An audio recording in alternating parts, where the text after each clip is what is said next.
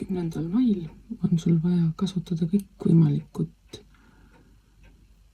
vajalikud, võimalikud, võimatud asjad enda eesmärkide poole jooksmiseks vaja ära kasutada.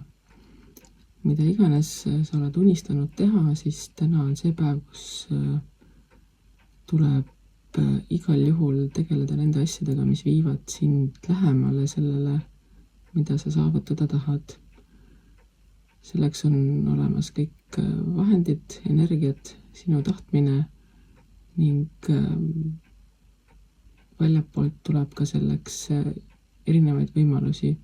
Sinu asi on need võimalused kinni püüda, nendest aru saada ja panna enda unistuste täitmiseks tööle.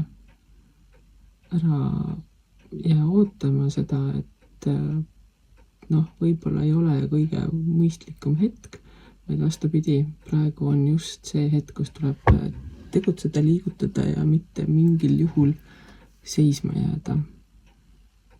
Sest kui sa seisma jääd, siis kaotad selle edumaa, mis tänane päev sulle anda võiks.